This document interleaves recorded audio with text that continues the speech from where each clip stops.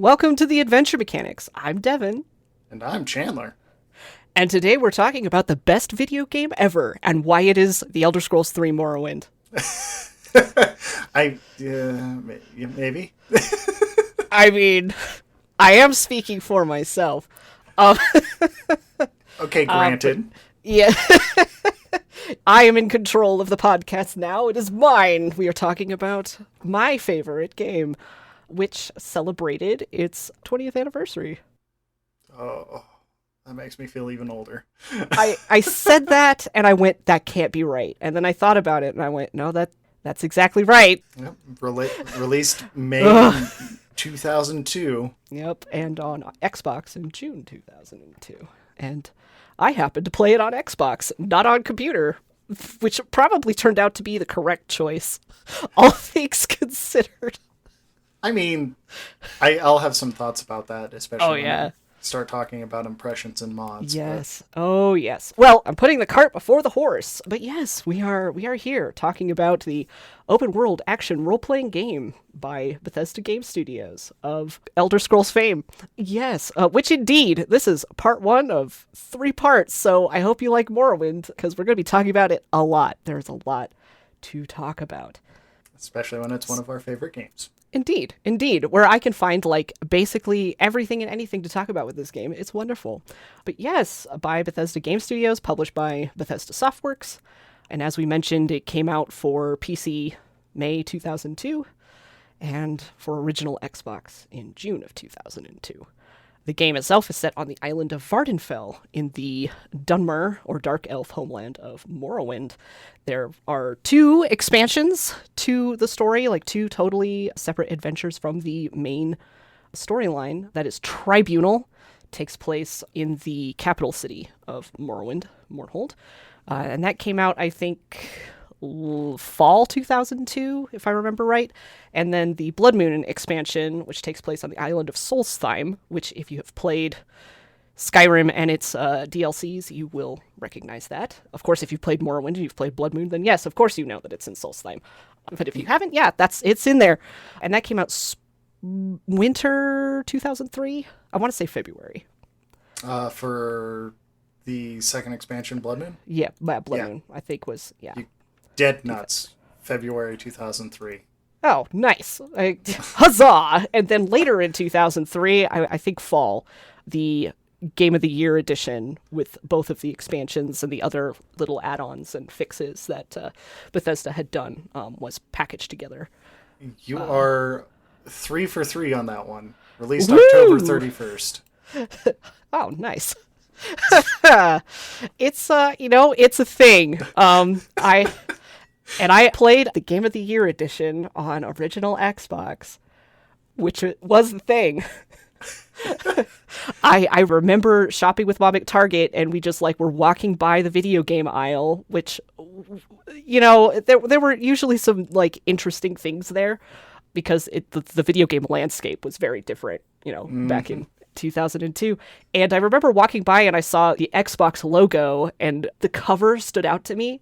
Just the Morrowind, the cover of Morrowind just was there. And I was like, yeah, the brown with the dragon thing and the tribunal thing in the background, which I didn't know at the time. I was just like, whoa, that's really weird. And it's like really, like there was just something very evocative about it in the way that the text was with like kind of the sketchy, almost like it was like drafted. The title like was drawn in drafting. It was just really interesting, and I picked it up and I looked at the back, and it's like, it's a fantasy role-playing game, and da-da-da, and it just like, I remember it had like a little tiny picture of Sedanin, which is the first town you go to when you play the game, and I was just like, this sounds interesting. Hey, they want $25 for it. Hey, Mom, can I get this? And she's like, do you have $25? And I'm like, sure I do. And so I bought it, and I myself didn't have the Xbox, but my brother did, so I played it on my brother's Xbox, and boy howdy, best purchasing decision of my young life. It's funny you remember that much of it. I don't even remember, I must have gotten it similarly at Target, but no real memory of it. I'm sure 2002, so yeah. Yeah. I don't really remember a whole lot of talk about it. like we were friends in high Hmm. school, but I don't remember aside from like you getting huge into it and then our group of friends getting huge into it. I I guess I just got it from that because in high I school I was huge yeah. into like Unreal Tournament, and that's nothing like Morrowind. No, very different, very different. Yeah, it was something that like it was a very long time before I even met other people who had played and remembered Morrowind. I mean, like granted, I'm kind of an outlier. I'm super into it. But like other than like you and a couple of others of our friends, like, I didn't know anyone for a long time who even knew what it was. I had to like go on to like ye olde forums to find people who liked the game and was interested in it as much as I was.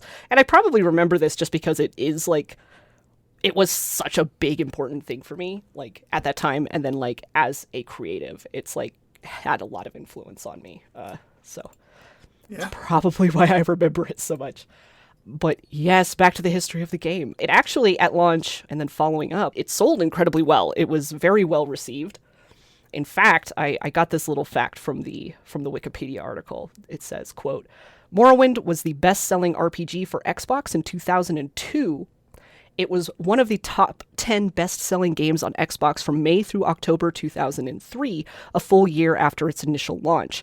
And the only other game to accomplish this was Halo, Wow. which is, I thought, Wow. wow, like numbers wise, that's like really impressive, actually. So you're telling me Morrowind was, oh god, I'm gonna use a really stupid analogy, but the Uh Final oh. Fantasy of Xbox. I guess. I guess you could say Oh, I hate myself for saying that, uh, but oh boy. it was the standout RPG for the Xbox. Yeah, it was the standout RPG, and this was the first RPG that was by Bethesda Studios that was on console. They developed before exclusively for PC, and this was their first foray on console. So it was. I guess that's really good. And I guess it turned out well because we know that Oblivion was a thing and then Skyrim was a thing. So, huzzah.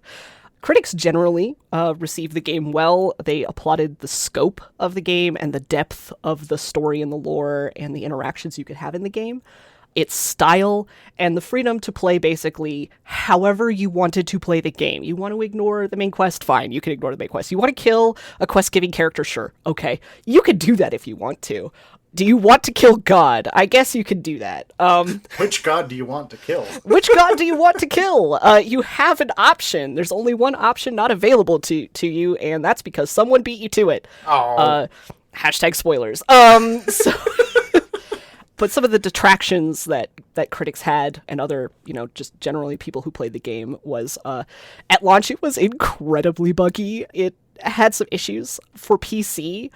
The system requirements were kind of wild. They were madness. People's machines melted trying to play this game, which is kind of funny now with modern machines where it's just like you turn it on and boom, you're there in the game, no problem. Though it is sometimes buggy, it still sometimes crashes, but it's not melting machines anymore is the point I'm making. yeah. I do remember it having a rather steep Oh yeah. system requirements, which was crazy because like Yeah.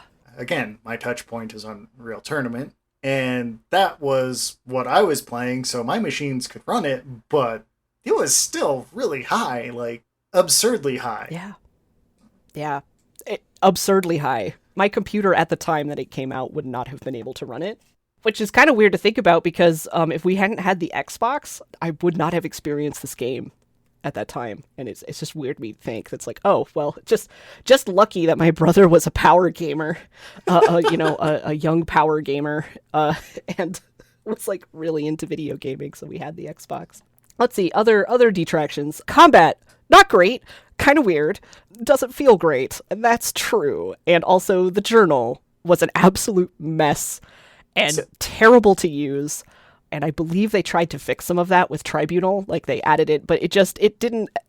It helped a little, but the journal system for tracking quests was not great. Kind of terrible. it's funny you mention that because I never had an issue with it, but the way my brain works, everything goes stream of consciousness into the journal, and that's how stream of consciousness comes out. And it Yeah, worked for me because I was like, oh, this was something that I did before this, and this, so I have to look for those points before that. But yeah, Right. it kind of feels like using a notebook from like a class you took 4 years ago, Yeah. and you don't really remember what was in it, but you still need to Uh-huh. reference it. You're like, what? Why? Who is this? Yeah, just a whole Yeah. bunch of confusion. Yeah, when I first played it, I didn't have the worst time with the journal. Like it definitely like for me could have been better, but it wasn't the worst thing. But where I had problems was like just like you said, if you were like taking notes in your notebook and you're like, "Well, I know I wrote down the name of that person that I had to go talk to that other person in Aldrune and stuff, but who the hell was that? Who were they?" And you're like flipping through the notebook trying to figure out like when did I talk to them? I totally thought I talked to them before I talked to this other person. Like I totally thought I got that quest after I finished this quest. What's going on? So you just had to like muck through it, but Yeah. I mean, I was in high school. That's how I was like getting by in high school. It's just like, I'm pretty sure I wrote that down. Well, if I didn't remember it, it can't be that important. Too bad, I guess. I think that also leads into like, hey, you want to ignore the main quest? Well, no, but I can't find what my next step was, so I Yeah. guess I'm ignoring it now. So yeah, I guess it wasn't that important. Not saving the world will have to wait. I got pillows to steal. Yeah, right. And ebony to chow down on. Um, Oh God. we will get there. Don't Yes. worry. So the other interesting thing that happened with Morrowind's launch was the fact that Bethesda Game Studios included the construction set on the second disc for PC specifically, and this allowed people to create their own content for the game, e.g., mods. And so they provided like all of the meshes and the textures and the way to build things that you could then add to the game. And that was kind of a huge thing. Like, not a lot of games, I think, at the time did that. And it was a lot for people just at home. You like the game, you want to like mod in an NPC. Here you go. Here's your chance. You could do that. I mean, modding was still around at the Yeah. time, but you're right, it wasn't nearly as mainstream. Like the only Yeah. other touch point that I can really think of besides the one that I always use apparently, Unreal Tournament, which Mm, included the Unreal Tournament engine set with it, so you could quite yeah. literally just make your own game with it, which that's a topic for another conversation. But Yeah. in RPG land, the only other one that I can think of is like maybe Neverwinter Nights. Yeah. It just wasn't common. Like, and I think like part of it too is like if you were really into modding, like you kind of knew programming, and there wasn't really a lot of opportunities for like entry level, like, here we're giving you the module thing, you just put it together and you Mm-hmm. can do the thing, right? Yeah, it's a lot easier to use than trying to build a game, Yeah. Yeah. which is Exactly. effectively what you have to do with like Unreal Tournament. Yeah. It's a whole thing. And yeah, this game is just bizarre in many ways. And it is a miracle that it even happened. And a lot of my information for this section and any quotes that I have are from Polygon.com's article, which was a big, like 10 or 12 person interview with people who worked on Morrowind and its Morrowind and oral history. A lot of really interesting information there if you're interested in how this game was made and what people did and how they worked on it and stuff. Read that. Very cool. Very interesting. Yeah. But a Well, miracle, this game even happened. At the time, Bethesda Game Studios was very small. It was a small dev team. They weren't huge or wealthy or a video game juggernaut yet. Like, this was before any of that happened. There was a lot of crunch, which yes. maybe it's not surprising because it still happens today, but even at the start, everybody was crunching. And one programmer in the article even said that he left because it was a death march and he just didn't have that one in him anymore. So he left the project, I think, halfway through. And there were a lot of people that worked on the game that didn't end up getting credited either. Mm-hmm. One of the people that I know through my tabletop connections actually spent some time as a sub project manager for it, and he ended up getting let go like right before the end of the project, and despite spending like I don't know a year or two on it, he never ended up getting credited for it. So you Yeah. know, poop happens, but it's still Yeah. Ugh. credit Sucks. credit who works on your games is what I'm saying. Yes. please credit them, even though they may leave or come on late. Like, just do that. It's a thing. Absolutely. So lots of crunch. The office for the studio was in the basement of a warehouse, which had which was very intimate. In the article, people who were interviewed talked about how it was a really great experience in that way, but also it was very intimate, and also like there was a lot of condensation. Vents would rain condensation, and there were other things like structurally that were a little bit strange about it. So, weird environment to be crunching 100-hour weeks in. It smells like a game jam. They also felt like they were under the constant threat of the company being closed and everyone losing their jobs, which, wasn't good for morale at many points. There's a story in the article about how Todd Howard rallied everyone. And everyone credits him with being a pretty good leader in that, to keep morale up and keep working on the game despite, layoffs that were happening and rumors that were going around, and just generally not a great environment for people who are trying to passionately work on a work of art. Yeah, not much has changed in that regard. Sadly. Nope. A lot. It's interesting reading it in the year of our Lord 2022, because it's like, wow, really not a lot has changed. They also faced challenges for developing for both PC and Xbox. They'd never done console development before, so that was completely new. And Microsoft did give them resources to help them, but I mean, they're just doing it basically from scratch. And they also had no QA department, and the game was too big to test, even for Microsoft testing's department. For Microsoft's testing department, they looked at it when it was sent over and was like, "Oh God, we can't test this like we would a typical game. Like, what are we gonna do?" Pete Hines, the director of PR and marketing, called the game "Unbridled Chaos," and said, "How do you tell if Unbridled Chaos is working as intended?" And that, yeah. I mean, so it.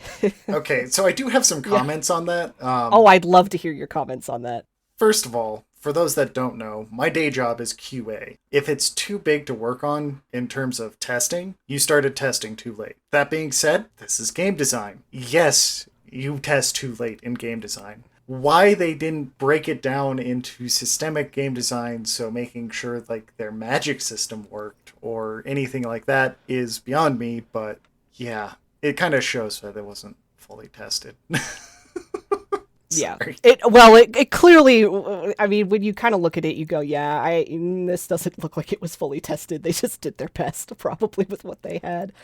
Yeah, keep QA going from the beginning. It'll squash a good portion of the bugs before it gets to play testers.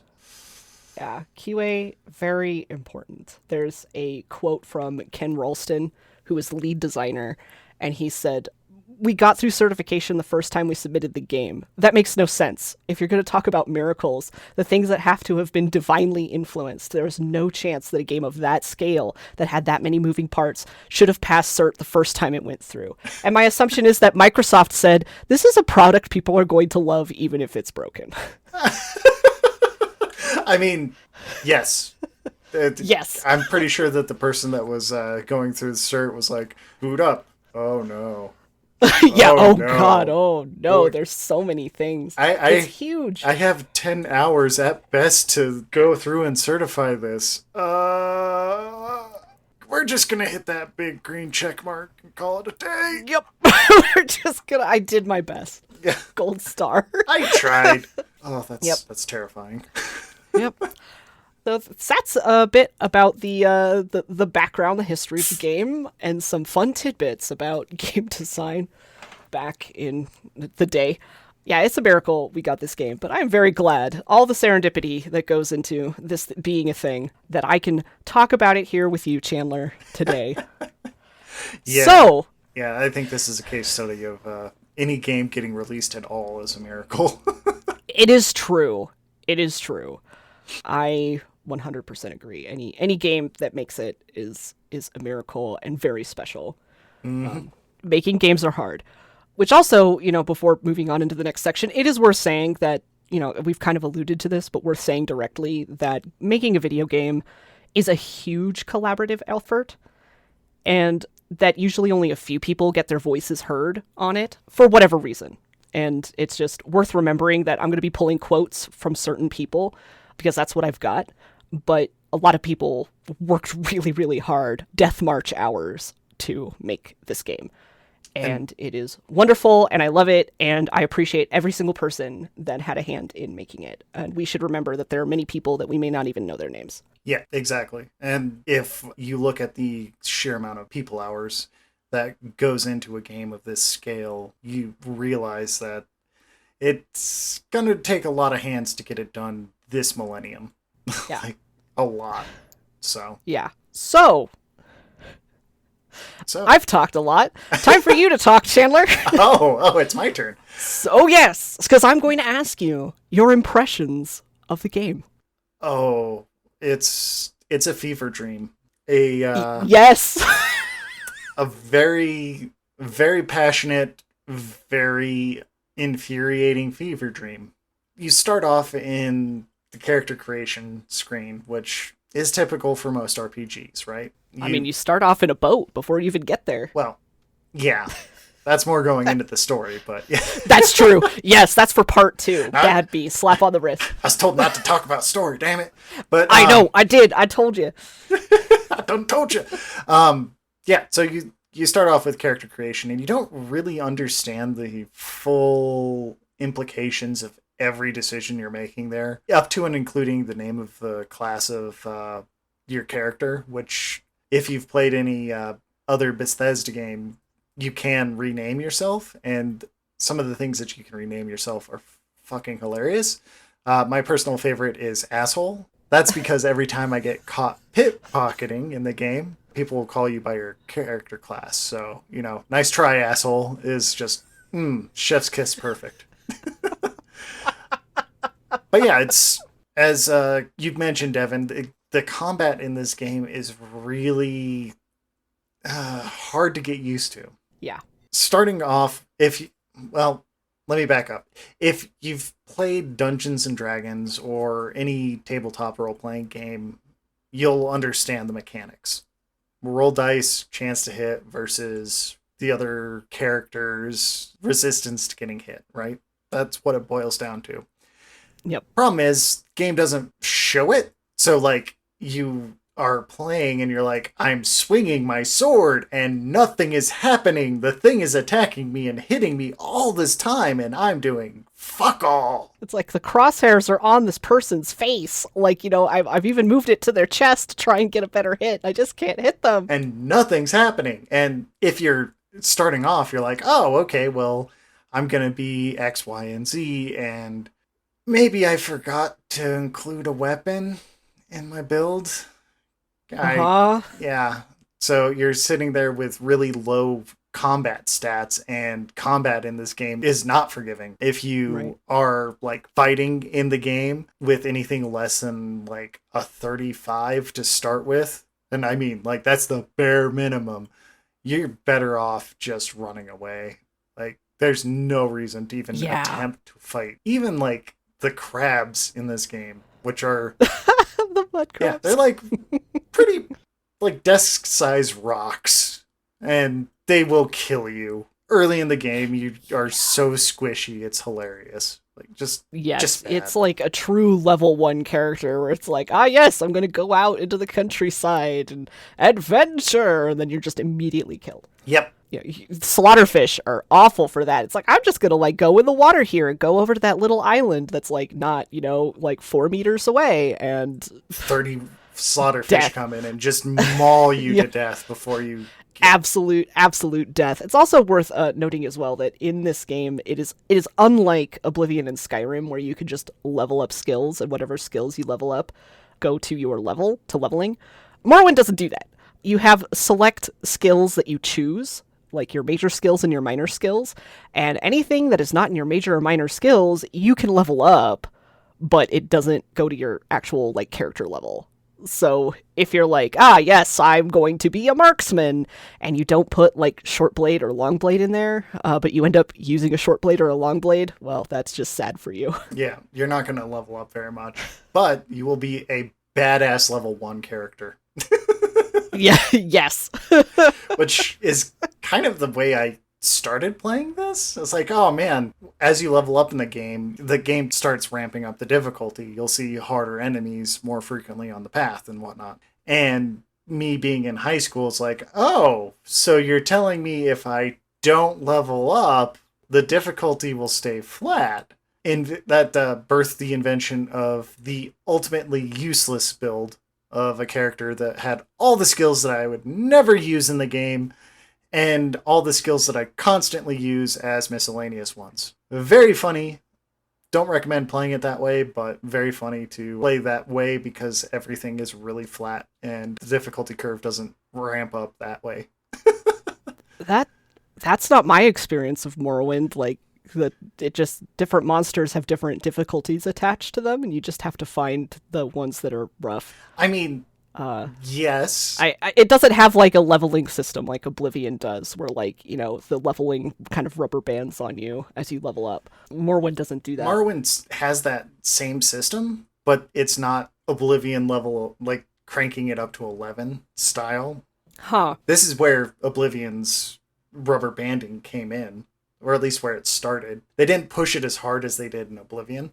So, like, you can see, like, as level 1, if you run around and see the world as a level 1 and then go through again as a higher level, you'll see different monsters then. But they didn't crank it up as much. So, it's more gradual. You don't have to have the optimal leveling path where everything you level up this round has to at least hit, like, 20 or 5 points in the stats you want to level up. There's optimization paths for it, and it's absolutely madness.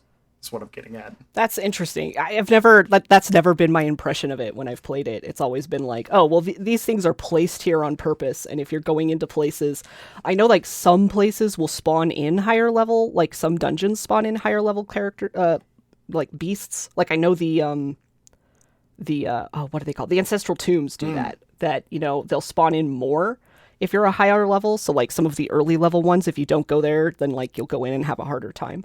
And I know that at a certain point in the story, they start spawning some of the 6th house enemies in the world. But I didn't realize that there was like that kind of system, like more like, not exactly like Oblivion did it, but because I'd always been like, oh, well, this is just here.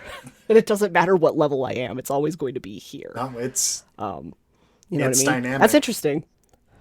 That's the other cool thing about this game is I learn things about it basically anytime I go and investigate it or play it or whatever. There's always something new. Yeah, exactly. Kind of circling back, I realized I got on a huge tangent about leveling, but the combat system is a tabletop version of rolling dice, and it's that dicing approach is absolutely horrific, especially when you're at the lower levels, because you can't hit the broadside of a barn with an arrow when your enemy's point blank in front of you, and it is infuriating. And then as you level up, it's like, oh, well, now I'm hitting things regularly. Why isn't the beginning of the game like this? And that's what makes it really hard to approach as a modern gamer, as opposed to like ye old back in the day. Yeah, well, even looking at it then, it's like, you know, some of this is like, you know, there hadn't been a lot of iteration on these systems and what like RPG systems mean in video games, which is why you end up with, well, it's a TTRPG. It's like Dungeons and Dragons. You just roll dice and see if you hit, as opposed to, well, you know, you're going to hit no matter what, just, you know, how much damage are you doing or something like that. And there's a lot of systems with this. There's no compass. There's no quest markers, which is now a huge staple of RPGs, you know, which I think is for the better, though I have opinions about it, but that doesn't matter right now because Morrowind doesn't have that. Yeah. Which makes it hard because it's cool because you have to rely on NPC directions. But it's also not cool because you have to rely on NPC directions. And if you've ever asked for directions from someone in real life and how varied that can be, and how that kind of requires you to understand exactly what they mean, and you might not actually understand what they mean when they're giving you directions, like, yeah, you get that in the video game. It is you're like, gloriously I need you to go get this thing for me. It is. It's like, I need you to go get this thing for me. You know, you just go down the road, and then, like, there's a little road off to the left, and then you cross the stream. and then you'll be there, and it's like cool, and then you try to find that, and you're just like, I'm fucking lost. Yeah. You know, it's like, oh well, it's to the southeast of town, and you're like, I've gone southeast. And Except in my case, because I'm directionally challenged sometimes, it's like, I went southeast, and then I look at the map and go, actually, I went southwest. and now I'm in Satanin again. How did I end up And here? now where am I? I'm in the middle of nowhere. Like, how did I get to the Ashlands? What is happening? Oh no. Yeah, one of the funny things about this game is how big it is, or how big it feels. Oh god. Yes. There's mods that you can download now that will get rid of the fog that the game started with, because, weak computer can't show all the pixels. Yep. And you realize once you take that fog away, it's a really tiny world. They just packed it densely. It's so dense with stuff and things at every corner, which is amazing. Yeah, it's absolutely lousy with interesting things. Cool, fun things you can find. Things, and then I've been playing this game for 20 years, and there's still things that I find that I've never found before in the game. I think I've put maybe a couple 100 hours into it, and I just, for prepping for this podcast, just now got up to the camp that you're supposed to do up at the top of the island. Most of the time I've been playing has been down near the starting area and kind of getting into the center, but not much beyond that. So you've never actually done the main quest before? No. That's amazing. I played this as a the main quest is so good. I'm sad you haven't done it, but at the same time, I think that's really cool and says something about the game. That it's a really funny thief simulator. Thief simulator. Yep, a very, very strange, not Western high fantasy life sim. Yeah, that too. Yeah. It's a really strange game. And it is. It reminds me of like the 70s and 80s fantasy sci-fi movies that weren't big names. Like if you go back and watch like one of those off-brand sci-fi or fantasy films from that era, and it just kind of feels weird and doesn't make any sense. That's kind of how I feel about this entire game, and it is glorious. It is my 70s pulp. How I play it anyway. That's so accurate. And in fact, Michael Kirkbride, a concept artist and writer for the game, said, quote, "It went from The Dark Crystal and Star Wars to Dune. There's a lot of Dune influence, that kind of Baroque society," unquote. I mean, yeah, now that you say it, it's hard not to see it. Yeah. Yeah, and apparently, let me see, I have another quote also from Michael Kirkbride. Okay, here, quote, "The game was originally set in Somerset Isles, and then we got bored and decided, man, this is really boring. How about we put it in a volcano with, like, giant bugs everywhere?" And people were like, what? So Todd Howard, the easiest way to get anything past Todd at the time was you basically just had to say Star Wars, which was true for me and anybody then. So I was like, the game should be like The Dark Crystal meets Star Wars, and he was immediately hooked. I got all the bug creatures I ever needed. We moved it from the Somerset Isles to this weird dark elf place on the map, and we just went from there, unquote. That's amazing. Hey boss, I got this really weird idea. I don't know. Let me say Star Wars. You son of a bitch, I'm in. Yeah, that's exactly it. It's like with lots of bugs, so many bugs.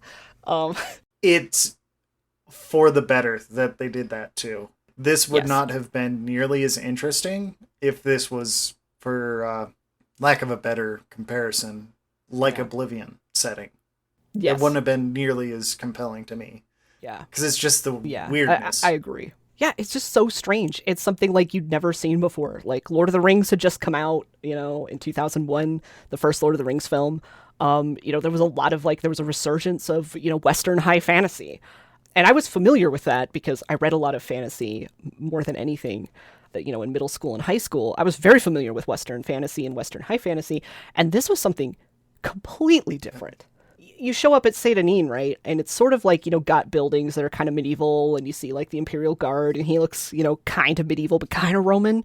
And there's all this stuff, and you're in a swamp. and then you're wandering around and you can go like, anywhere, so you may not go in this trajectory. But I remember the first time I played, I ended up going into near Pelagiad, going towards Balmora, and there's all these giant mushrooms. Yep. Mushroom trees everywhere. And I was like, what? Mushrooms! And it was just wild. And then it just gets more wild from there because there's bug creatures. And of course, the Dark Elves are weird. They have like this whole society. The world building is deep. Oh, yeah. And then, not to mention, just big characters in the mythology and the story, the main story itself, which don't worry, we will talk about that in more depth later. This is just our impressions. It just was, yeah, there's a lot. There's a lot. And it was just so different. And it wasn't like, and I liked Lord of the Rings, like I was into that, but this was something that just really caught me in a way that if it had just been, normal high fantasy, normal Western high fantasy, it wouldn't have been, I probably would have enjoyed it, but it wouldn't have been nearly as interesting. Yeah. And you're right. It probably would have been still successful, but it wouldn't have been Kool-Aid Man coming and yelling, "Ooh yeah," to the fantasy genre, and basically making every game that was based on Lord of the Rings style fantasy look really bland in comparison. Yep. Even a kid who was not even into fantasy at the time. I kind of was. I watched Lord of the Rings too, but I wasn't huge into it. Yeah. But even I got sucked into Morrowind because it's just so damn weird. Like, it's... Yeah. It really feels like the developers had a very clear vision, and that vision was probably... it feels like it was based on a spiritual trip aided by some recreational things. Yeah, it's weird how people always bring that up. That it's like, wow, this is like, like some kind of like weird drug vision thing. And to my knowledge, I don't know that had anything to do with it. But I do know from the oral history of Morrowind that they talked a lot about Michael Kirkbride's concept art. He was just kind of working on it. He was working on that while they were doing Redguard, I believe, and was just like coming up with these ideas, and just almost getting more fixated on that than finishing Redguard, from what I understand from the article. But they ended up like having this quote war room where they just had all of these sketches and all of these things like up that was just like, that helped make the vision cohesive. Everyone just kind of like let his vision just kind of lead it, where it was like, okay, cool. And of course everybody, working in tandem and stuff, but that was just sort of, it has a very strong identity from before they were even really working on it, of like what the aesthetic of the game would be and what it would look like, and then how deep they got into the lore as they were world building and crafting everything to make everything make sense. So it's not just weird for weirdness' sake. It's like, this is a weird place, but it's also functional. It's also weird. It's like you go around and you're like, what's the video? What do they eat? Or with environmental storytelling, where it's like, you're walking around and we know what they eat. There are all these farmers that are growing things, and they supply the cities. That's what the Dunmer are eating. Don't mind me. I'm just farming here with them, stealing their stuff. Steals their food, like frees their slaves, It's like a whole thing. But and it's very, very strange, but it's also very, very real. And I guess I mean real in the sense of it's so deeply constructed with its world building and like how everything fits into everything else in that world, that it feels real. And you're just like, okay, cool, yeah, I understand. There are the three great houses, and they don't like each other for these reasons. And so I can understand these arguments. And then we have the Empire. The Empire is trying to do their imperialist best. But Dark Elves aren't really having it. But also, like, there's the threat of the Empire that they just might steamroll them if they want to. Except that Morrowind has living gods. That's something. Maybe they don't want to tangle with that, so they want to be friends, but it's an empire. There's all this stuff in the background. Yeah, it's like this beautiful tension, and I'll take back the peyote fueled fever dream. This is like coming in like 100 episodes into an anime where there's all this backstory already built up, and you're just dumped into episode 100, and you're like, oh, this is weird. Yep. Cool. I'd say that's accurate. Yeah, you're Yeah. That's basically your character is dumped there, and it's like, okay, figure it out, and you're just like, oh, okay, and then like all the dark elves there are racist towards you, even if you are also a dark elf, because you're not from around here. We can tell. we don't like your kind around here. It's not even like that superficial, like, oh, well, you are a dark elf, so you are welcome here. It's definitely not. They're like, you don't talk like us, you don't dress like us. We could tell you're not from around here. We don't want you around here. And then, of course, all of the other things, and then, like I said, the colonialism, imperialism of the empire going on at the same time, the Dark Elves have had their, slave empire for a while. And of course, they're living gods, and, all of this, like, the contradictions about that. It's so damn weird like that, though. Like, yeah. Colonialism is failing, too. Like, how do you colonize a place that they can just, like, talk to their gods and they'll drop a giant goddamn meteor on your army? You can't really, so you gotta try different paths, and it's just not working out for the Empire. Yep. And that's so weird. And you'll get used to everybody commenting on your clothes, good, bad, or ugly. Yep. That was something I didn't really catch when I first started playing, but when I was prepping for this podcast, I was a very dapper wood elf, and everybody's like, oh, I've never seen a wood elf dress so well. What? Right. I looted this fine clothing off of this they're dead. Yeah. Yeah, they're dead now. But the clothes, I washed them. I did Air wash quotes. them.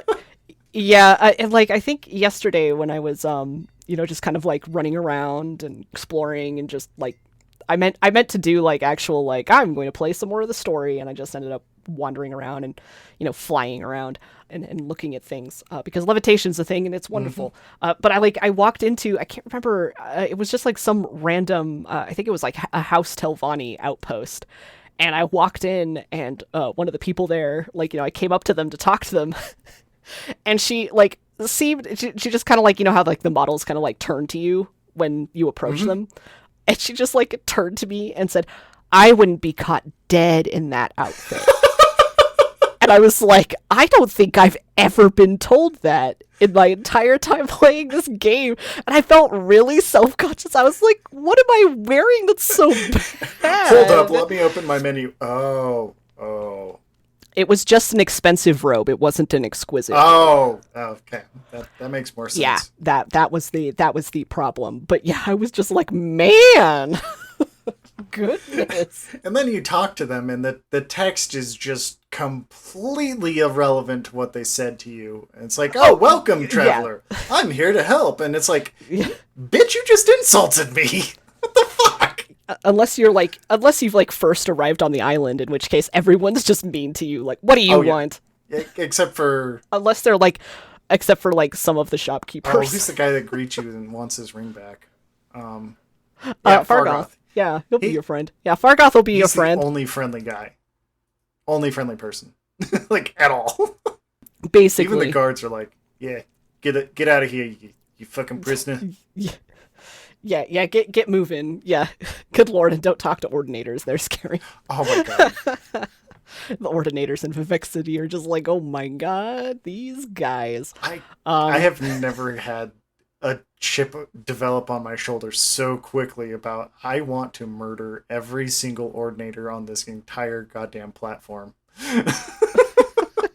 Because they're all just looking down at you like, oh, get out of here. Yeah. You're trash. Get out of here, scum. And it's like, I have enough weapons in my back pocket to turn you into putty. Yeah, it's like these ordained cops that are just walking around. It's like, oh, Lord. They have the attitude of cops, but then they also have the holier than thou of priests, and it's really obnoxious. Yeah, exactly. And for anyone who happens to be listening, and if you are listening, hello, thank you. I'm so glad you're here. For anyone who might be listening and has no idea what we're talking about, the Ordinators are the order of guards that guard the holy city of Vivec, where one of the living gods live. And they are just notoriously very angry So all the time. angry. It doesn't matter how well known you are. It doesn't matter what good works you've done. They don't care. You're just scum. Get out of here. That's kind of their opinion about you, and it's something. Like you get you just want to avoid them most of the I time. mean, avoid them or just Also, start a killing Right. spree a la Grand Theft Auto? I mean, either way. I mean, well, that's the beauty of the game, that you can do that. Also, if you happen to, like, even if you just happen to find Ordinator armor, if you put on their armor, they will kill you. Like, it just doesn't matter. You're wearing Ordinator armor, they will murder you. That's not okay. Only we get to wear those, jerk. Yeah, you're not part of the, you're not part of the club. So, just don't do that. It's a thing. The casual fantasy racism in it is so... I applaud the developers for putting that in. Like, just so much casual racism. Just everybody's racist. And it's Everybody's racist. yeah. And if you play as a Khajiit or an Argonian, it's even worse, because the You're a slave race. the people of Vardenfell and of Morrowind, generally speaking, look at the beast races as chattel. They're slave races as far as they're concerned, and that's not good. Yeah. That's it's very uncomfortable all the time. And the game doesn't shy from that. Like, the game knows that this is a terrible system, and it's awful. So if that's a trigger point for you and you haven't played this game, that is a thing that you will run into, basically, at any moment. So be warned. There is slavery in the game. There is a subquest where you can free slaves and help them get to the Twin Lamps, which is the underground railroad, if you will, to try and help free slaves in Morrowind. It's not a fully fleshed out quest line, though, unfortunately. It was one of those that I think just wasn't finished Yeah. by the time they were shipping the game. But there is that in there, which is good, interesting. It makes you feel like you're doing something good if you're an abolitionist. And you can also character. just go around trying to unlock every slave's bracers, because that's how they are signified as slaves. Yep. That's always a fun challenge of trying to find the key, if there is a key. Yeah, sometimes there aren't keys, and that's really disappointing.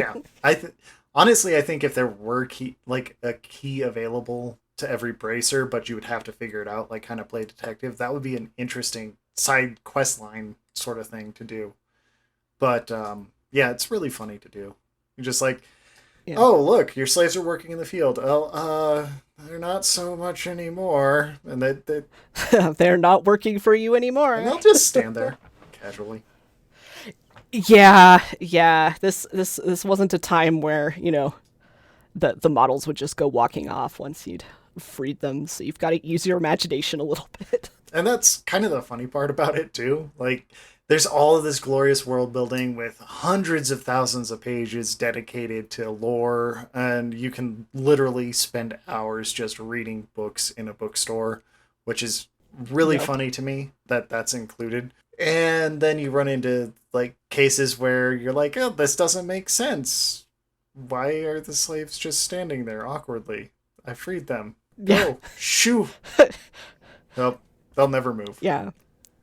Yeah, where that would be like a completely different system in a modern RPG, where like you would have to worry about the overseers and the guards seeing you or whatever. And that's just not there's as much of a thing here. Like I said, you have to use your imagination a little bit, but it does make you feel good that you're able to do that pretty much most of the time to free the slaves. Or, you could just do it the good old-fashioned violent way and just, kill the slave owners and Just call it a day. call it a day. I did play one run where I wasn't playing the main quest, and I just kind of like, that was my mission, because I hadn't been able to figure out the Twin Lamps quest. And so I decided that that was just going to be that playthrough, which is where like you could play this game however you want, and it's kind of a weird fantasy life sim where you could just be like, this is my character, this is their personality, and this is what they're going to do. And in that case, that character's quest was, to be an abolitionist and free the slaves in Vardenvale, and it was interesting because that's where I learned that not all of them have keys. Some of them you actually cannot free because there is not a key included in the game for you to free them. And, sometimes it's very difficult to find the key that you need without being caught, so just why not just do murder? It's fine. Well, I never actually tried casting unlock on a slave. Does that work? I don't believe it works. I'm pretty sure that doesn't work. You need, it's, lore-wise, it's just got a special key. Okay. That would be convenient, just to use magic and just be like, pew, pew, pew! Right? Run through the Dren plantation, just like, and you're free, and you're free, and you're free. Guards are like, no, we ain't having that. And it's like, I'm running away! I'm taking this scroll of flight! Whee! The magic system in this game is just bonkers. The magic system in this game is bonkers, and I know why we've not seen anything like it, like, conceptually, in, like, the later games, but I'm very sad. Like, levitation goes away for some good reasons in Oblivion and Skyrim, but, like, man, levitation's great. Like, you just fly around. Yep. You can get to things, like, there's some verticality in some locations that, like, there are secrets that if you don't have levitation, you just won't find. Yep. Because you need to be able to levitate. Or use a rising force potion, which is basically a levitation potion. Because levitation is fun. Levitation is great. You can just fly into cities and then fly out of cities. You could fly out of combat if you want, except with cliff racers. Which you will find everywhere. which are fucking everywhere, and they will hunt you down in the skies. Like, you have gone into their world once you're levitating. Yep. For those that aren't familiar with cliff racers, they are their Morrowind's flying enemies. So, like, pterodactyl-like, almost. Yeah, kind of like bird pterodactyl type things. Yeah, and this game is really bad about it. Like, you'll just be walking along, and you'll suddenly hear you're entering combat music, and then you look around, and there's nothing. And you're like, that's weird. And then you keep going your merry way, and then you look up, and you see an entire flock of cliff racers coming down really fucking slowly, because pathfinding in the Z-axis isn't exactly good in this game. So you'll just see, like, this giant thing that you've collected, and you're like, well, I'm dead. That's far too many for me to deal with, and I know one of them is diseased, and it will inevitably give me a disease. Crap. Or blight. One of the two. Or both. Yeah. Or both. Or both, should you be so lucky. Yes. Yes, and every time we have to encounter cliff racers, we think upon Saint Giub, blessed be his name, and that for the future, cliff racers are, eliminated forever. Yeah, they were so numerous in this game that Bethesda had to kill them off in the lore because they were so reviled. Nobody liked them.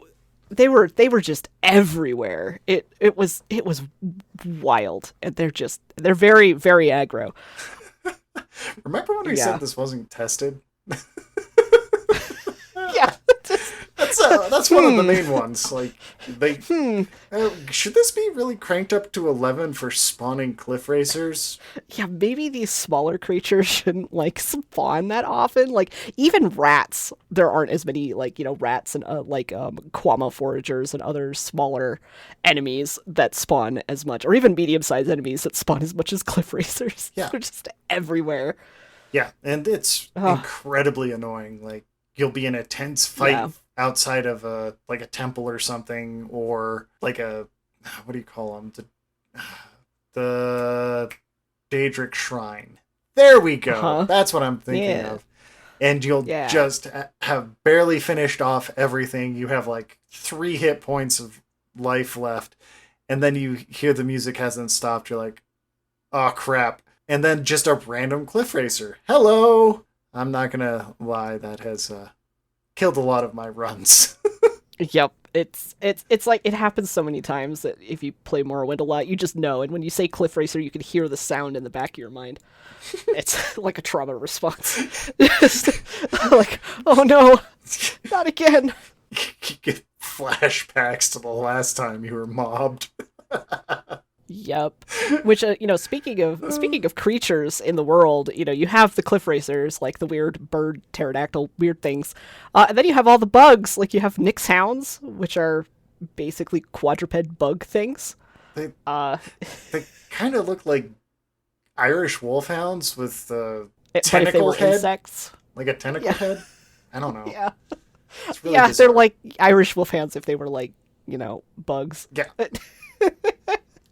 really big. And then you have the incredible silt striders, which are big, enormous bugs that act as a fast travel system where you can ride them from. I mean, you have to have a mod if you're going to actually ride it, but like you talk to the person and then it's fast travel. You just go bloop from one town to another via silt strider. I really like the fast travel system in this because it's Yeah. not free and it's not everywhere. Yep. That's brilliant. Yep. There's the silt striders and then there's the Mages Guild, and they both have and then the boats around the coast. You can sail around. Mm-hmm. And and they all have their limitations and they're not free. Yeah. You have to pay if you want to go somewhere fast. Otherwise you're just hoofing it. And where you run into cliff racers and Nyx hounds and elites and guars and Like kagutis.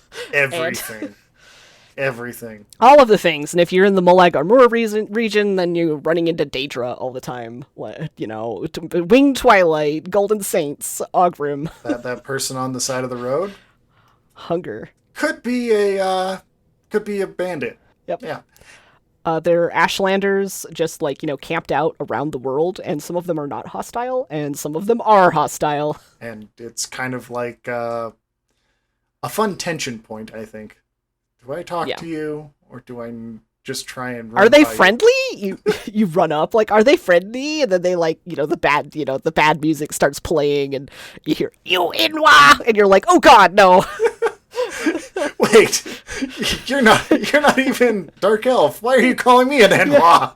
Yeah, it's like run away, run away. It's like very Monty Python that way. Yeah.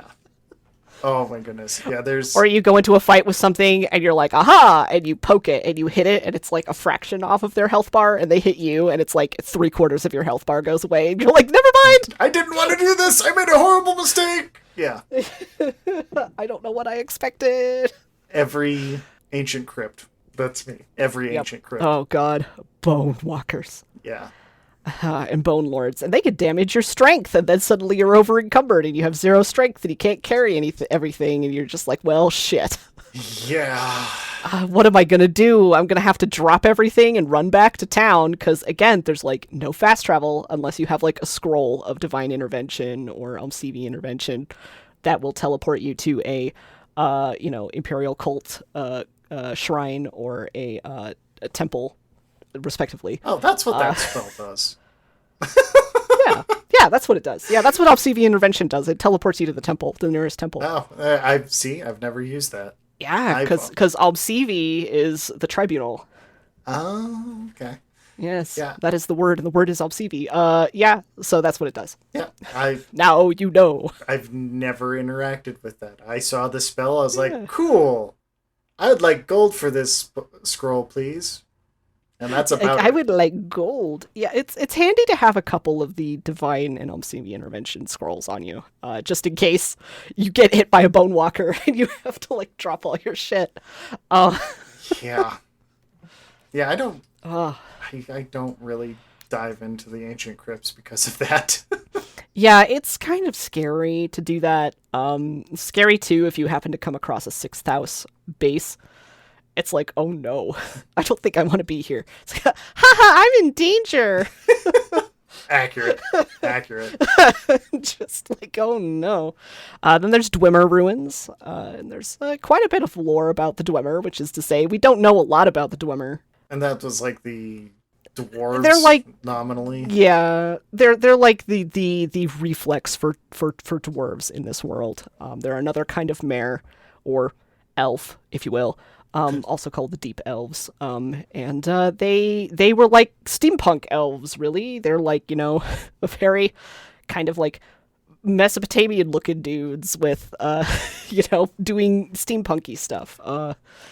I Big machines and whatnot. And then they just all disappeared one day. leaving all their damn inventions in their Yeah, they ruins. left everything behind, but they're gone, except one guy. We'll talk about him next time. Very weird.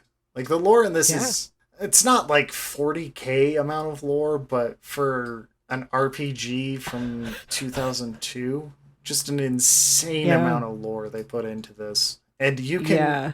you can just not interact with any of it. Just Yeah. none of it. Yeah, you can just not care about it. I think it was in the oral history of Morrowind that they talked about how with Arena and Daggerfall, like there was lore, but it wasn't really connected. It was just people writing stuff down, and it was just sort of like, you know, these are the gods, huzzah, right? Like, and you know, here are the kings and queens of this era. There you go. You know, it wasn't like a connected world. It didn't have like the deep lore like you then see in Morrowind. And one of the projects for working on Morrowind was making that lore cohesive in a way that made sense and made it seem like a living world that had a history, both like actual history and like mythological history. Yeah. I've never played Daggerfall, so I don't know, but apparently like it's just like, and here's some stuff, and Dark Elves live in Morrowind. That's all you get. That's it. That's all you need. That's all you need. Go do some timed quests, okay? Like, enjoy. Honestly, didn't try reading a whole lot of it in terms of the legion of books that they put into this Oh god, game. there are so many. But one of my favorites that I just burst out laughing every time I see because it's almost always in an inappropriate spot is the ABCs for barbarians. Yes. Just just chef's kiss perfection because it's like Yep. here you are in this really old crypt and you're like, oh man, that was a hard fight. And this is the reward room and it's ABCs for barbarians. You're like, Yep. thanks. Enjoy. Yes. I appreciate you, author. I'm gonna sell this book for 2 gold. Yeah. It's probably very, very sad, but I don't remember much of it anymore. But I, for a while, like remembered most of the 36 lessons of Vivek, which is like the Bible, if you will, of the world. In a way, it's like the holy writings of the God King Vivek. Anyway, I like read all of them. I went across the game looking for every single one because this was before there was like a real good wiki that you could go and read them on online. You know, if you couldn't find one in the game, you just had to go find them. And you found all of them? I found all of them. Fuck. I found all of them and read them all, and I read them all, and I kind of remembered a lot of them. Like it was fun to quote just like the absolute weirdest things out of there. It was just very cool. That's insane. It was very cool and interesting, but also just what, and it's also like at the time, you know, high school me, you know, doing all this and then whatever, got some of the references, but didn't get all of the references. So like, you know, now reading the 36 Lessons of Vivek, it's like, man, the depths of this. It goes deep. It goes deep. That's so fucking funny. Like Yeah. you're playing this, looking through all of the quest lines, trying to find the 36 things for Vivek, and I'm sitting here going through, robbing every town blind and trying to sell my stuff in the next town over so I don't get caught with this being a thief. Right. Yeah, Oh, I started, I think my first playthrough, I was like this mage thief, right? And like, I just like, eventually I just was like, you know what? I'm a historian now. I'm gonna learn the things and read all of the books. well, you basically find a book in everybody's house. Yep. Yep. Just, Yeah, just books everybody's everywhere. got books. And I appreciate that. And I had a list of like books that I had, like that I'd taken back, to my quote unquote house. And so that I could check if I found one. Like, do I have that one? Oh, I don't have that one. Okay, yoink, it's mine now. Okay, thanks, bye-bye.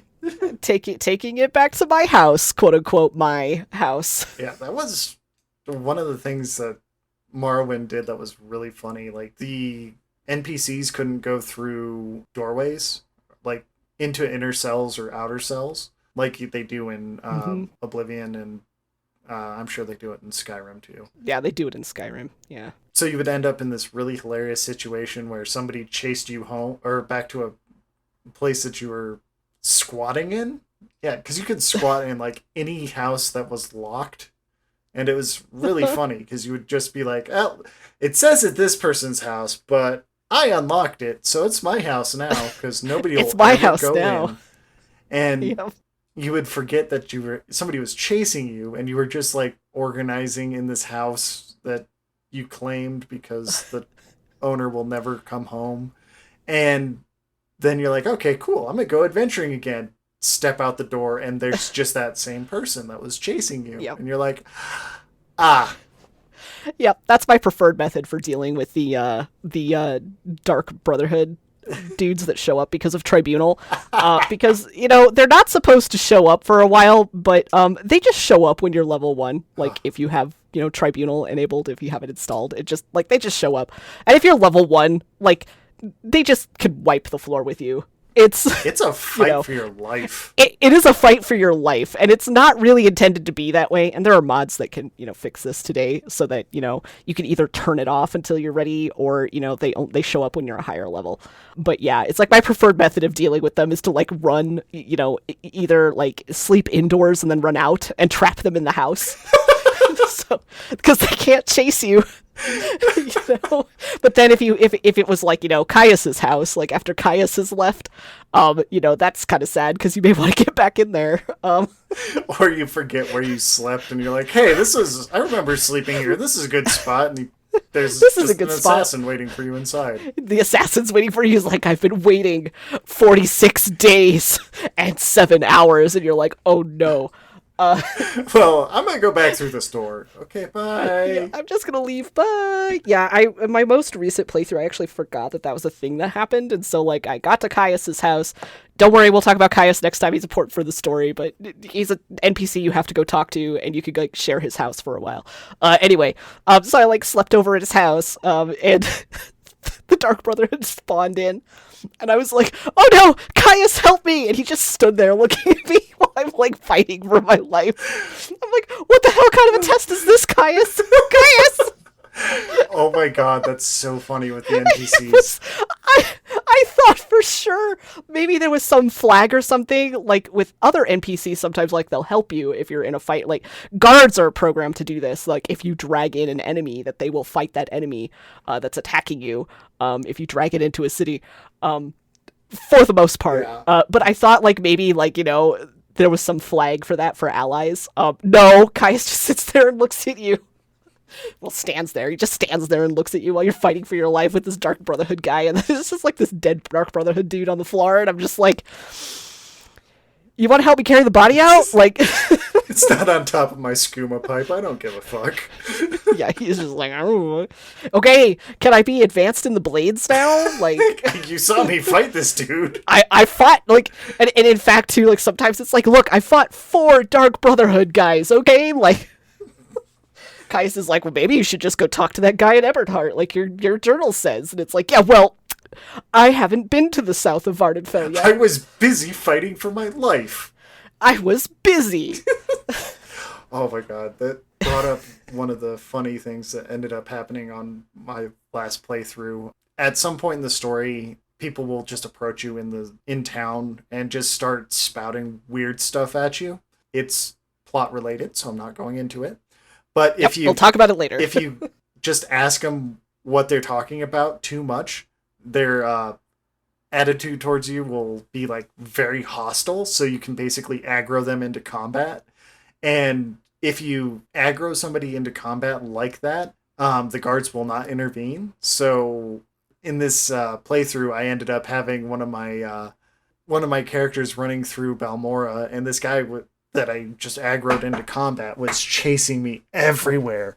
And it was so funny to me because I ended up just like using the houses as hiding spots from this character, and then like running house to house trying to avoid him. And at some point, I was like, I need my hand to hand combat up. And it turned into Fight Club of Balmora, and Oh just boy. comedy gold. Because like I would just come out like fully refreshed, full stamina, and just start wailing on this guy as he was wailing on me, and just a guard casually walking by. Says Yeah, hi, how you doing? guard's Walks by. Just Good day, yeah, citizen. brawl happening in the street. Like the entire town was our battleground, and just nobody cared. Nobody cared. So funny. So many weird, bizarre things happen in this game. It's hand to hand is speaking of mechanics, some skills they aren't very good, No. and they don't really work how you would think they would work. And hand to hand is one of those. It's like amazing if you can survive long enough to level it to a high level. I recommend aggroing somebody in their house and then using them as your sparring partner. 10 out of 10. You both get a rest when you get out the door. Yeah, that's like the thing with the fatigue system is it's called fatigue and not stamina, but it should be called stamina because it sounds backwards when you say that. But your green bar is your stamina, aka fatigue, and your fatigue affects like how like if you can hit somebody and how hard you hit them, which makes sense. It feels kind of for realsies, except that you take down your fatigue and it don't just come back, like it does in later games. And it can be really terrible if you get into combat and your fatigue is low because you'll never get it to come back unless you have a potion or something, and you're just gonna get wailed on real hard. People can knock you down if your fatigue is low. So if you run into an NPC that has very high hand-to-hand, it is not fun because they will knock you down. And as soon as you're on the ground, that's when they're doing physical damage to you. Because they're only damaging your fatigue until they knock you down, and then they can do physical damage, and it's like just precipitous. Like it's basically a stun lock, and you're dead. It's so funny. Like, I'm sorry, it's so funny to me. Like, hand-to-hand is such a broken thing in this game. It's like it's broken one way at low levels where you can't level it up without a trainer, and on the high levels you're a kung fu master beating the crap out of everything hand-to-hand style, including the wildlife, which is just fucking funny watching this giant floating like jellyfish thing just wailing on it to the point where it falls down because you took its fatigue out, and then you're just punching it while it's down. It's so weird. Yep. Just the bizarreness of that. Just so cool. My most recent character that I was kind of using to like just mess around with, I rolled specifically to see if I could be, One Punch Man, or well, in the case of this character, One Punch Woman. And I used console commands to like increase, like to be like, how high does the skill have to be to basically be One Punch Man? And the answer is, you can't be One Punch Man because you have to take the fatigue bar down first before you do physical. So you're just basically Two Punch Man. But it's like you just punch and they fall on the ground, and then you punch and then they're dead, and it's hilarious. That's brilliant. It's just the weirdest thing. Sneak doesn't work very well. I've never been able to get it to work. I think there are probably mods that fix that. But vanilla Morrowind cannot get Sneak to work. It's just not very good. It's terrible. It is usable because one of the favorite things I did when I first came out was sneak around stealing everything that wasn't nailed down. Right. You have to have a high level of sneak for it to be worth anything. And one of the things about sneak is you level it up by being in sneak mode and moving. And yeah, like other games. Yeah. which Except. makes sense, but they didn't include like a you have to be moving any distance. So you could Yeah. literally sneak in a corner like a crazy person, and after leaving it there for, I don't know, maybe a couple hours, you're super high level sneak and you can literally crouch in front of people and steal their pants. So, not that I've done that from experience or anything. Oh my gosh, that's amazing. I've never like tried to mess with Sneak legitimately enough to get it to really work for me. Speechcraft is another one that I feel like I haven't liked the mini game things that come after Morrowind, like, but Speechcraft in Morrowind is kind of a not a great skill. It's very inconsistent. Yeah, it doesn't make any sense, and it kind of ends up being like completely redundant after you have a certain amount of gold because you're just like, Yeah, hey, you just pay them gold. here's Yeah. gold, like me. Yeah, it works. It works a little bit like the mini games, except like because in the mini games of the other ones, it's just like give them gold, like in Oblivion. It's like I don't want to play this game, just I'll give them gold. Like me better and answer my questions, please.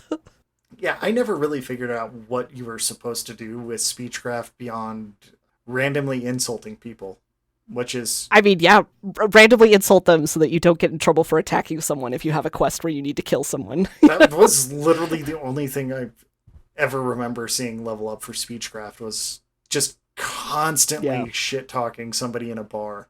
Like I think if you have like high charisma and high speechcraft skill, like, you can use the other ones without, it more effectively, but I don't know. I've never legitimately been able to do it. It's very silly. It's half baked. Um yeah, it's one of those that it's like this need a little bit more time, but that's okay. You don't have to use it. You can use something else if you want to. But speaking of taunting people to kill them, if you have a quest to kill somebody, cool. The what are they called? The guilds, the different guild factions, Mm. if you will. Because there isn't the Dark Brotherhood, which shows up in later games, but you have the Morag Tong, who is the basically the Morrowind equivalent of the Dark Brotherhood. They're totally different, by the way, just to be clear. Like, Yeah, it's not anything uh, secret. I have to say that before they show up and tell me, look, don't compare us to them.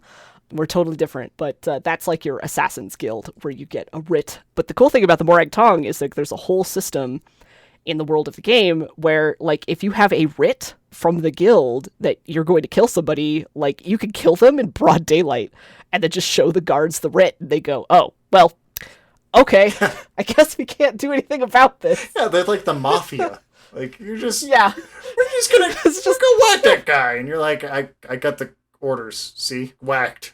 Oh, okay. Well, nothing we can do now. uh, so that's always a fun guild. You have your thieves guild and your fighters guild and your mages guild.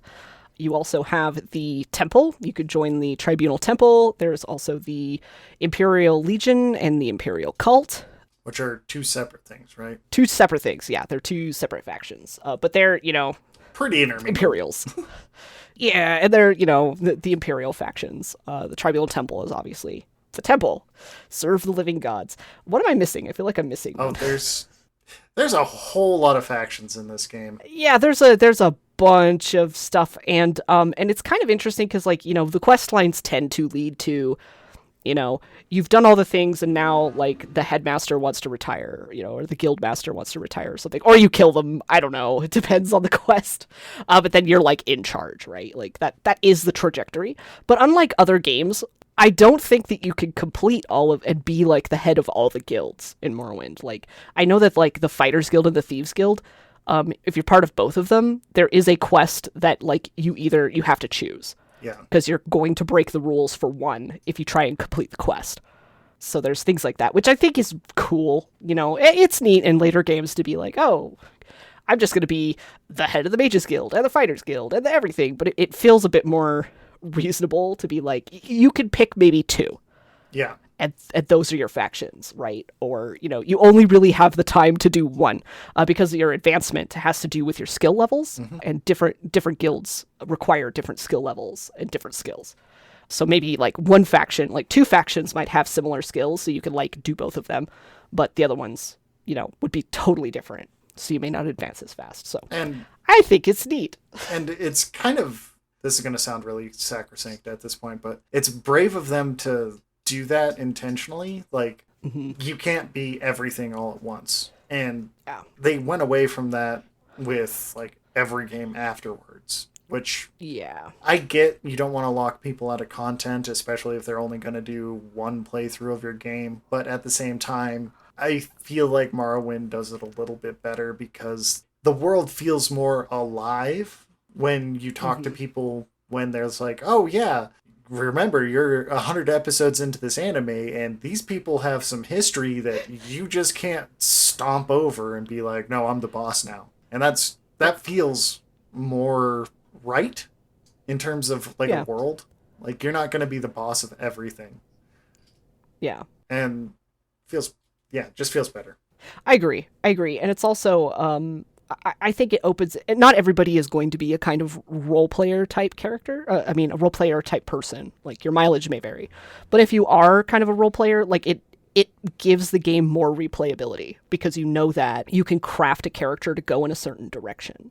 And that you don't have to worry about, like, oh, I just have to get through all of the content. Like, no, you're not going to get through all of the content at once. That doesn't feel reasonable to expect or even believe that you can do. Maybe you can. I don't think so. So you could just be like, well, this is my character, and they're going to be a Fighters Guild guy, and I'm going to do the Fighters Guild, right? Like, you can do that. You can ignore the main quest. Like, you just blitz through the main quest and then be like, I'm going to do something else now.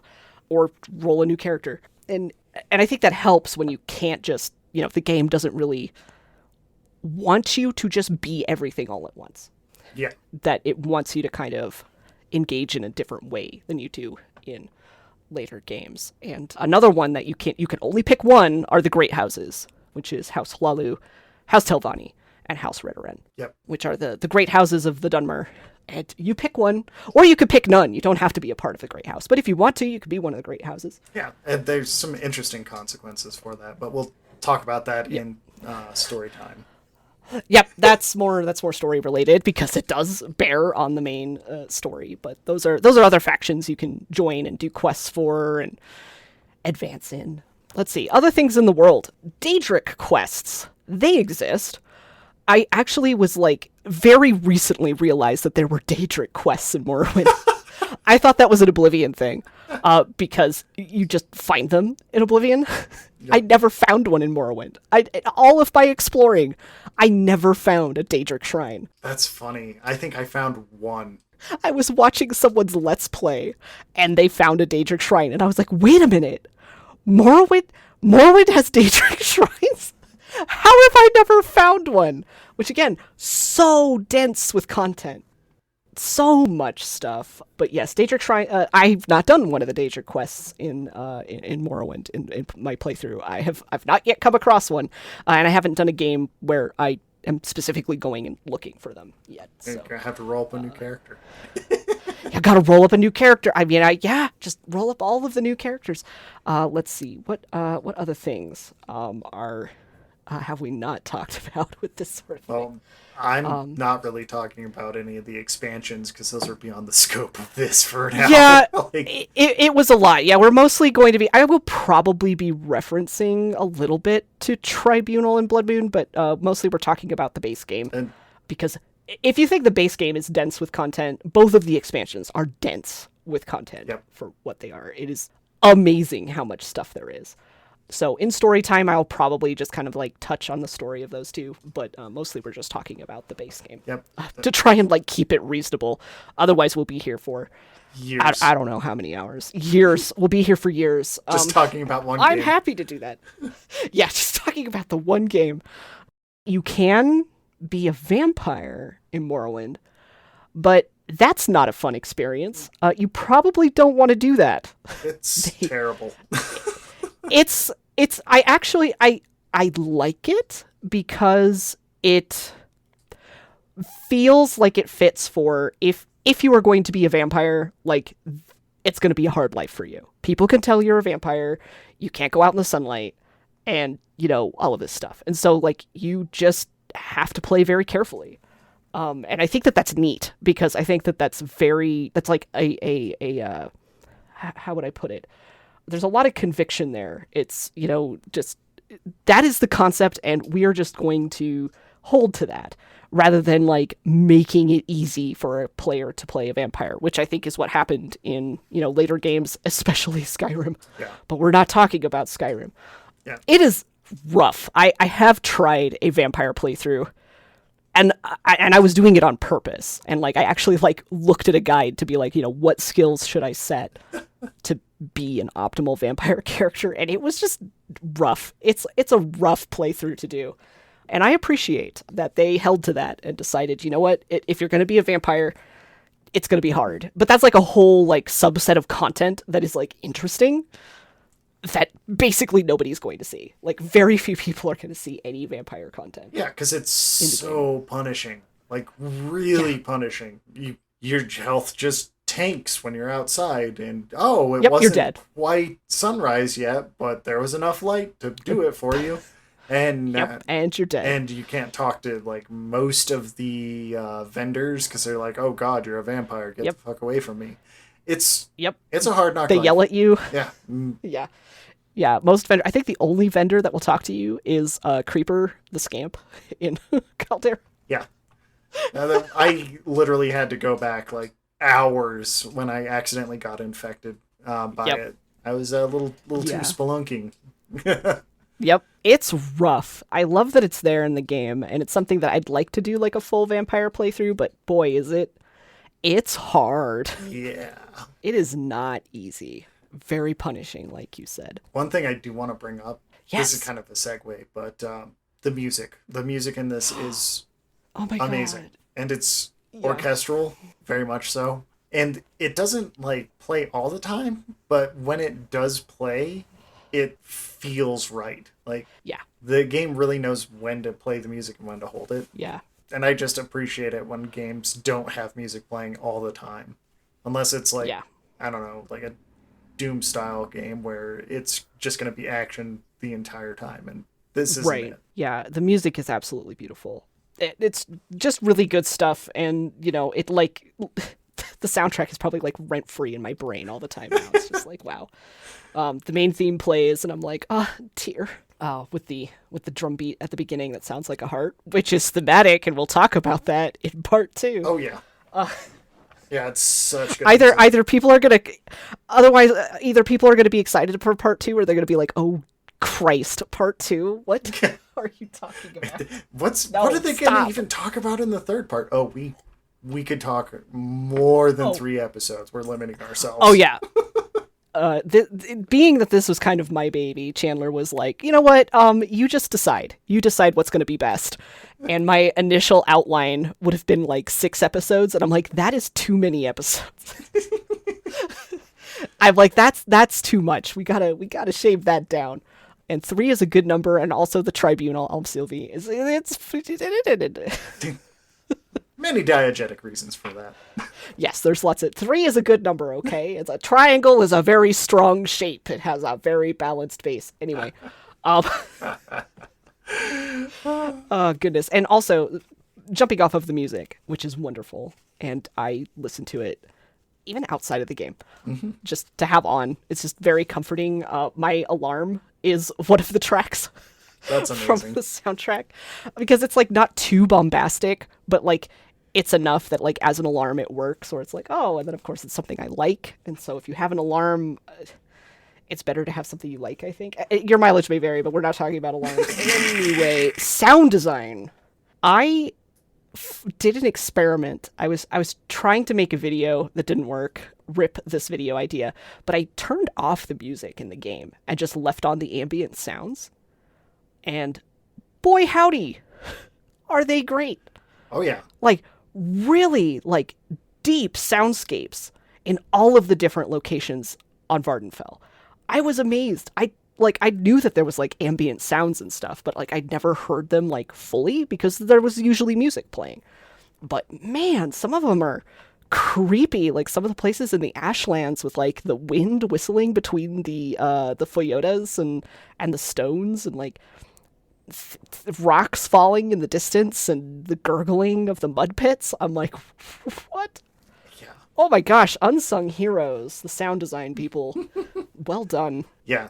If you happen to be listening, which you're probably not, but just well done, everybody. Like, yeah, the soundscape of this is extremely rich. Yeah. This is gonna sound weird, but it's almost up to the original Thief levels of soundscape, which the entire point of Thief was to be able to play the game with audio so you could tell where everybody was. This game doesn't have that, but it has the same rich tapestry for music. Yeah. They didn't need to have it. They have the music. They could add a couple ribbits and whatnot and make it feel ambient, but no, they went whole hog on it. It's amazing. Yeah, they went whole hog. That is a good way to describe it, because it's just like, man, this is like a really deep soundscape. What? Yeah. It's amazing. Just ludicrous. Even some of the sounds that are so, like, in some places you can hear the mournful cry of the silt strider, especially if you're nearby a silt strider. That's how we know it's a silt strider. It's that ooh kind of sound, almost like a right? whale. Yeah, it's like a whale. It's beautiful, very mournful sounding, and I love it. And then there's, like, I can't remember what areas it is. I'm a bad lore nerd for not remembering, but there's, like, some areas where there's, like, a weird goat noise. It's like just randomly like bah in the background, but there's no goats. Oh, like there's no goats in Vardenfell. I think that's in the by the plantations. Yeah, it's just the weirdest like kind of sound where it's like you never see any goats, but you have this weird goat noise, and you're like, okay. I know I'm in a farming area. Apparently, I guess I'm in the grasslands. It's all good. Like there's the alrighty. It's good stuff. But the sound design, very good. Real good. The creepiness of the Dwemer ruins with all of the creaking and clanking of the machines. Mm-hmm. Thanks. I hate it. See, that didn't bother me as much, but by the time Morrowind came out, I had already played through Thief multiple times. So, like, right, yeah. Steampunk darkness and kind of like mild horror was already in my lexicon, so I was like, oh, cool. Yeah. This isn't quite as bad, but I can't sneak as well. Oh. Yeah, I don't, it's not like it's like super scary. It's just, there's something like, to me, like something just very, and I guess too, because of the associations with the lore around the Dwemer, it just feels haunted. Just with the machines running for so long after their masters have disappeared. It's just weird. Oh, no doubt. It's cool. I love it. Yeah, there's a lot to like about this game. If you can get past the really mediocre combat, it's really something you can dig into for a long time. Yeah. It's hard compared to modern games in the sense that there's just a lot of quality of life stuff that we enjoy now in RPGs that just isn't there. And part of that is the janky combat and the weird journal, and it just, things hit, you go out in the world and then you die. Like, it's gonna happen a lot, and it's not like it's part of that's not part of the game loop like it is in Dark Souls, where, like, you play Dark Souls and you're gonna go out there, you're gonna die. You're gonna leave the opening area of Elden Ring and you're gonna run into the Sentinel Knight that's riding around there, and you're just gonna die, and that's the game, And that's the game in Morrowind, but it just isn't, like, that's not necessarily maybe the intended way to, like, make you save scum like that, because it's hard. I think one of the quotes in again, I'm quoting the oral history of Morrowind, one of the developers said that the game is just really hard, and, you could play it now, but it's just, there's so many things that, we enjoy now in video games that it's glaring, like, it stands out, that doesn't exist, that there's no quest markers, that, you have to rely on NPC directions. There's no compass to tell you which way you're going. Things like that. There is kind of a compass, but you have to look in your inventory.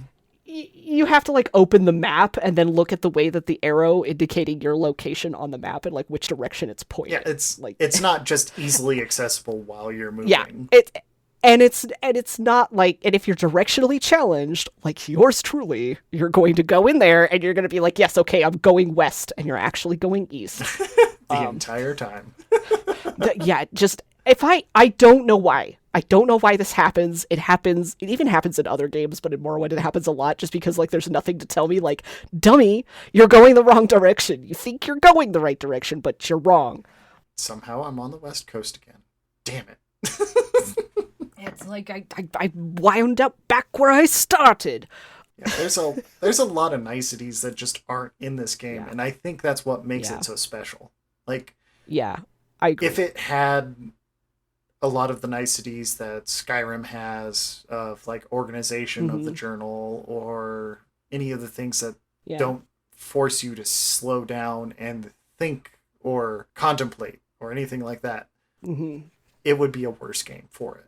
And maybe that's why I bounced off of Skyrim. I don't know. But yeah, like Morrowind forces you to slow down and be like contemplate everything. There is voice acting in this game, and you will hear the same 5 voice actors across all of Morrowind. And you'll hear them across Oblivion too, because they brought the same voice actors back. It's kind of funny. I enjoy it. But if you want any in-depth conversation, you aren't hearing voice actors talk about it, you're reading it. You want to get those plot points, you have to read it. You want to know which direction you're going, you have to stop and look at your map. It's that expectation that you're going to be competent enough to do these basic things to get around this world. It's not giving them to you, it's expecting from you. And if you don't want to engage with that, sure, you can just wander around and remember most of the locations, but you're not going to have that same basic control, not really control, but like reference point. Right. And I think that's what makes this game so good, because it just demands it. Yeah. I think we'll probably have a lot more to say about that in part 3, because I think there's a lot to talk about with, comparing no doubt Morrowind to Oblivion and Skyrim, and like what those games did differently. And everybody, your experience of art is going to be, and entertainment generally is going to be subjective, but I think Morrowind has a lot more strengths than weaknesses compared to the other things. So that'll be in part 3. So if you want to hear that discussion, that's where it'll be. Look forward to that one. Yeah, look forward to that. But I agree. There's a lot of personality to it. And the cool thing too, I brought this up before, is that how, if you want to understand the story and you want to understand what you're doing and everything, like not only do you have to read dialogue, but you have to read all of this other material in the game. But the game doesn't force you to do that. You can choose to just, okay, whatever, I have to go to this thing and I have to click through the text and I have to go here and then I fought the bad guy and I won the end, right? You could do that. The game doesn't punish you for that. But if you're the kind of person who wants a deeper understanding, a deeper connection with what's going on, you do have to like kind of stop and think and remember things if you pass it in the world, right? Where it's like you might see a name of a location, which you can tell by the names, like if it's a Velothi name or an Ashlander name or something. It's very cool. Love that about the world building. I stayed in one zone, so I didn't notice. Yeah. Oh, damn. But you might see like the name of a location and be like, huh, that's a weird word. And then like you just happen to talk to someone who has a quest and they're like, oh, you need to go to this place. And you're like, oh, wait, I've seen that before. Like, I don't remember where I was, but I remember seeing that. Over in that area that they're talking about and things like that, which is pretty cool. And it just invites you into it. Like if you are even mildly interested in lore-rich games, this is just so good. Yeah. If you are someone, if you haven't somehow played this game and you are into games that have a lot of lore and a lot of things to dig into, especially if you're into lore that has ambiguity.